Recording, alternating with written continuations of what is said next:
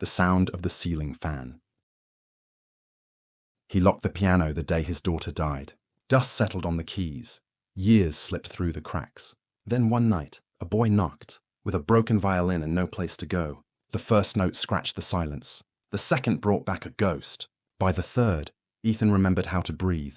And what they played next rewrote both their lives. Hi everyone. Welcome to the Pillow Files. Let's get started. Ethan Bell perched on the sagging wooden stool in his living room, focused on the ceiling fan spinning overhead, like a slow, yawning sigh. Slivers of afternoon light slanted through. Dust smudged blinds onto the threadbare carpet, illuminating fingerprints and stray dog hairs. The silence of the room pressed down on him, a tangible weight that settled around his shoulders and refused to lift. He tried to remember what the world outside felt like. Laughter, music, hopes. But those memories belonged to another lifetime, one that seemed impossibly distant now. 20 years earlier, Ethan had been the town's most beloved music teacher. He'd arrived each morning at Westwood High with a crisp dress shirt, buttoned to the collar, and a tie painted with white piano keys that wound around his neck like a ribbon. His cuffs bore the faint powder of chalk, a badge of pride showing the score of lessons to come. He taught elementary music classes on Mondays and Tuesdays, leading 25 kindergartners in rounds of Twinkle, Twinkle, Little Star before they scampered back to recess. On Wednesdays, he coached middle school band students on how to hold a clarinet and find their first clear, steady tone. On Thursdays, he led the high school symphonic orchestra, 40 students who played oboes, flutes, cellos, and double basses in a harmonious swirl of sound. Fridays were reserved for private lessons and piano recitals, where families crowded into the auditorium to hear Ethan guide their children through Chopin nocturnes and Bach preludes with the patience of a sculptor coaxing form from clay.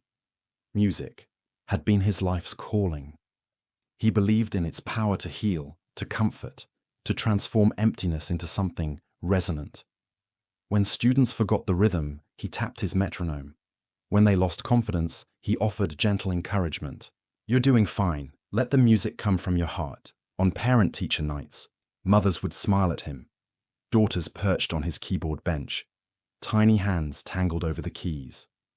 Fathers would shake his hand, saying, "Thanks for turning my kid into a musician." His own wife, Caroline, often sat beside him on the piano bench when he coached their daughter Lily, instructing her in the classical pieces he'd learned as a boy. Their life revolved around recitals, music stands, sheet music dog-eared at the corners, and evenings humming lullabies at bedtime. Then, one spring night when Lily was 21, senior at the State University, everything shattered. He got the call just after dinner. 2 police officers stood in his driveway. They told him the crash had occurred on the interstate. A drunk driver going the wrong way, Lily's 2 friends in the passenger seats found themselves with nowhere to go.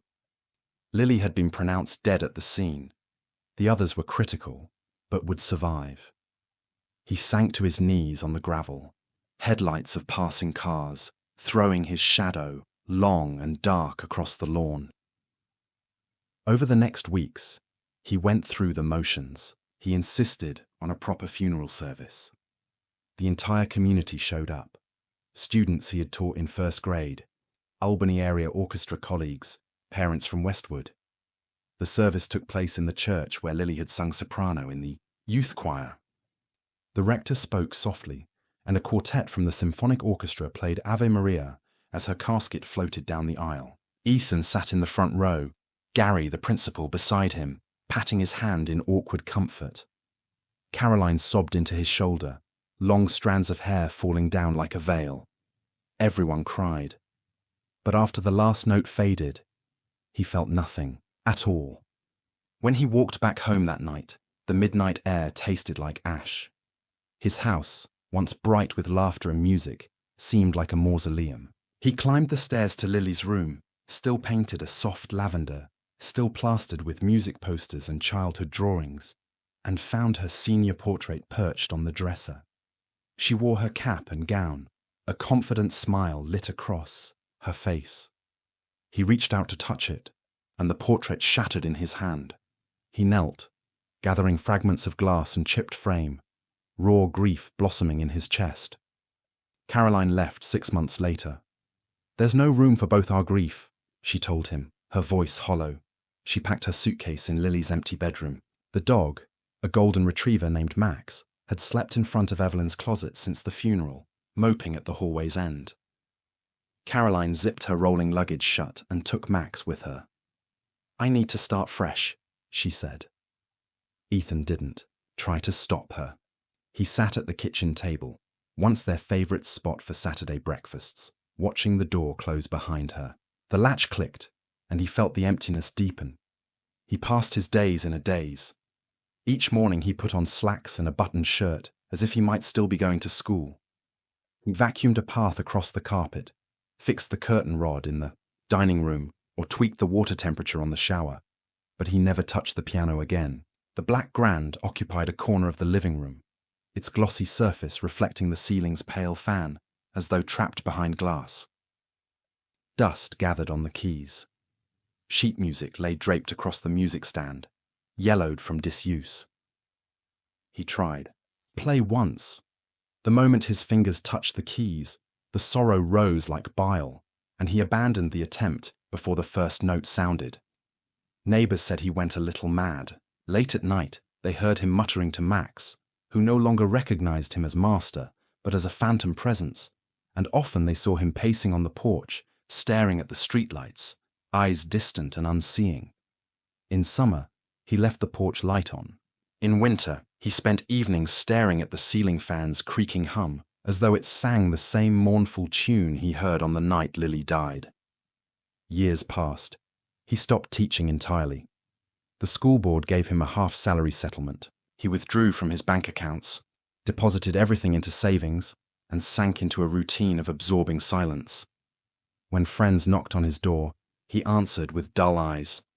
"I'm fine," he said. "I'm just not in the mood." They liked him, but didn't understand. They'd come bearing casseroles, coffee, words of consolation. None of it reached him. Grief had lodged itself behind his sternum like an anchor. He didn't speak. He didn't ask for help. He simply lived, one day at a time, waiting for the end. Spring arrived again. Crocuses poked through the lawn, stubbornly blooming despite his absence. The sun shone warm on the equinox. One afternoon, his neighbor, Mrs. Delgado, called to tell him his front door was ajar. He climbed the steps and found the storm door hanging open, petals from a spilled flower basket drifting inside. Beside an overturned flower pot lay a stack of flyers advertising the local youth orchestra's summer concert.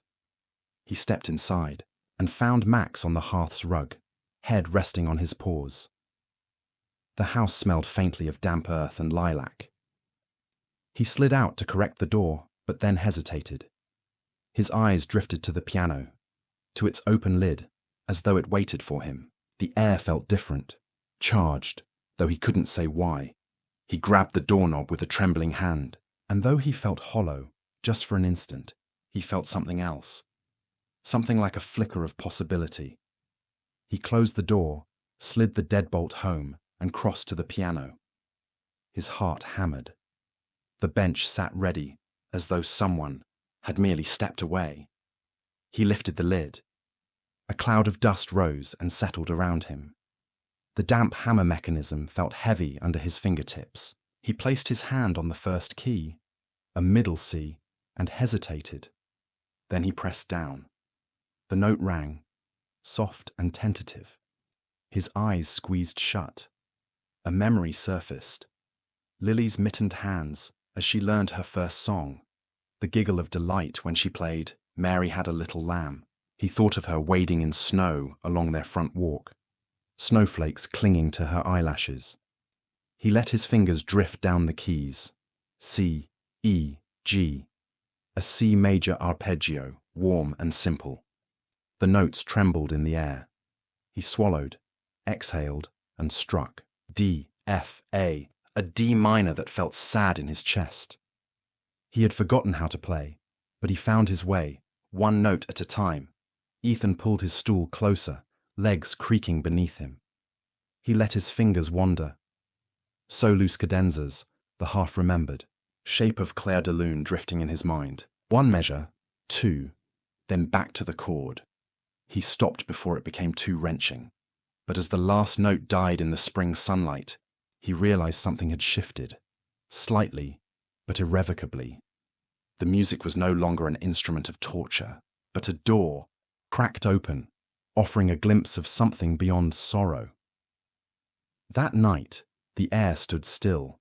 The ceiling fan continued its mournful creak, but now it seemed to echo the ghost of a melody rather than endless despair. Ethan closed his eyes and listened. In the hush, he could almost hear Lily humming a lullaby. 2 weeks later, a knock at the door startled Ethan from a nap. He opened his bleary eyes. On the front steps stood a boy, tall legs in 2 big jeans, a violin case clutched under his arm. His face was pale. Wisps of hair fell over his forehead. He shifted from foot to foot as though nervous. "Hi," the boy said, voice trembling. "Mr. Bell, I'm Lucas Carter." Ethan blinked, uncertain. "Yes, come in." He rose, his back stiff, and led Lucas into the living room. Max lifted his head, tail thumping once against the rug. Lucas's eyes widened at the sight of the grand piano. He swallowed, then said, "I heard you used to teach music. I need help." Ethan stared at him. He'd given up. Music had been the root of his identity. Then it became a source of pain. He'd vowed never to return, until this moment. He scanned the boy's face.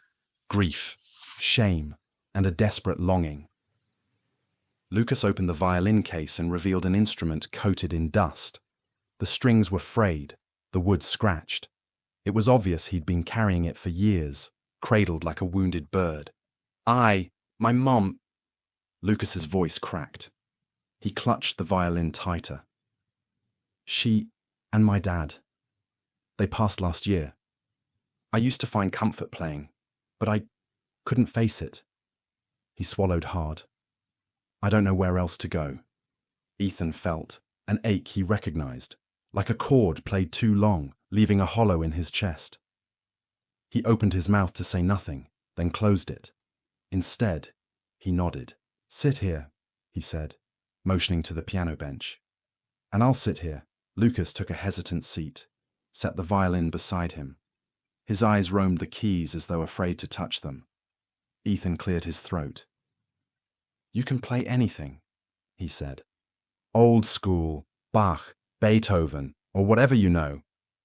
He'd forgotten how his voice could be soft yet firm in a classroom. For a moment, he permitted himself to be the man he had once been. Lucas exhaled, positioned the violin under his chin. He raised the bow uncertainly, then drew it across the G string. A rough, scratchy note emerged, like fingernails on chalkboard. He stopped, eyes filling with tears. "I'm sorry," he whispered. "It's been years." Ethan nodded. "It's okay. Try again." He felt his own hands twitch, wanting to guide Lucas's fingers on the bow. He rose, moved to sit beside him on the bench. He watched as Lucas bowed slowly. G again, then D, then a hesitant A string. The notes trembled, but they were clear. A memory surfaced. Lily's last spring break performance, standing beside her father as he led the ensemble through an adagio. He felt a small spark of pride flicker to life, a memory he'd longed to escape but couldn't deny. He whispered, "Keep going, son." Lucas nodded, chin trembling, and continued. A soft, wavering tune, an excerpt from Debussy's Clair de Lune. The notes floated. Ethan closed his eyes, allowing the music to wash across him like sunlight through a prism. The final note died in the air. Lucas's bow lingered on the string as though waiting for direction. Ethan reached out, placed his hand on Lucas's shoulder. "Tell me how it makes you feel," he said. His voice shook. Lucas blinked, tears spilling down his cheeks. "It reminds me of my mother's lullabies." He swallowed hard. "I felt like she was here, watching." Ethan nodded. feeling the pain in his chest loosen, just a fraction. "Music has a way of carrying the ones we love," he said, quietly. "You're not alone, kid." Lucas exhaled loudly, wiped his eyes with the sleeve of his jacket. Can you teach me again?" Ethan nodded slowly. Yes, I can." He glanced at the piano. "Would you like to learn piano, too, or just violin?" Lucas offered a shaky smile. I think I'd like to play both." Over the next months, Lucas arrived twice a week, violin case in hand. He and Ethan sat side by side in the living room. There, beneath faded wallpaper and a ceiling fan's creaking hum, they mapped out G minors and B flats. He started Lucas on basic scales, G, D, A, E. The bow gliding more confidently each time, the notes clearer, the emotion more genuine. Lucas admitted he had never closed his eyes to play, as though afraid the light might dim. But under Ethan's gentle guidance, "Feel the string, don't just push it." Lucas began playing with his eyes closed, trusting his ear instead. Of his sight, Ethan repaired the sheet music stand that had collapsed into rust. He dusted off his teaching books, method books, specietudes, practice logs. He ordered a new metronome, one that ticked steadily, anchoring time. When Lucas played Bach's Minuet in G major, Ethan joined at the piano, matching each note with a soft chord, as though healing the years of silence. On a wind-blown October day, Lucas arrived more breathless than usual. "Dad's drinking again," Lucas said as he stepped inside. His voice cracked. "He's gone. Mum too." He set the violin on the piano bench and sank into a chair. "I'm all alone." Ethan's heart stuttered. He'd been abandoned. Now this boy faced the same solitude. "You've got me," he said, voice thick. He took a sheet of music from the disheveled pile. "Play this with me." Lucas looked down at the sheet, a slow arrangement of Clair de Lune. He nodded, raised his violin. They played together, piano and violin, weaving in and out. The world receded. Ethan felt tears slip into his beard. Lucas's trembling notes harmonized with Ethan's resonant chords. When the final diminuendo faded, they sat in silence. Lucas sniffed, wiped his cheeks. "Thank you," he mouthed. Ethan felt a weight in his chest. Sadness, yes, but also a fierce protectiveness. "You're not alone," he said, more certain than ever. Not ever. In December, snow blanketed westward. The first snowfall of the season coated the bare oak branches outside Ethan's window. Lucas learned Winter Wonderland on violin. Ethan played the piano accompaniment. When they finished, the boy exhaled so long his shoulders shook. "Are you proud?" he asked, wiping frost from his eyebrows before stepping inside. Ethan exhaled. "Very proud." He placed a hand on Lucas's shoulder, then gestured to the piano. "Let's celebrate with a duet." On Christmas Eve, their music drifted beyond the window panes. Neighbors paused on their porches to listen. A broken spring song reborn, unafraid of winter's cold. Some peeked through their curtained windows, eyes bright. They'd known about the old teacher who hadn't played for years. Now they heard something wondrous, the forgiving, lifetime echo of melody. In early spring, 2 years after his daughter's accident, Ethan found an envelope slipped beneath his front door. It was addressed in a looping script he recognized. Ethan Bell. Inside lay a small Lexus key fob and a letter. He unfolded the note, his eyes scanning the neat handwriting. "Ethan, they tried to repossess the old piano last week, but I paid the lien. Keep it. We need your music. Your piano and your gift to Lucas have changed everything. It's not too late to fill the empty rooms. Caroline." His heart thundered. Caroline was back. He closed the letter, read it again. He touched his chest, felt something he hadn't felt in a long time. hope. Later that month, the house was brighter. Caroline stood by the open piano lid as Ethan and Lucas rehearsed a duet, Beethoven's Moonlight Sonata, the first movement, tender and slow. Caroline's eyes filled. Ethan saw her place a protective hand atop Lucas's small shoulder. When they finished, they huddled in front of the piano bench.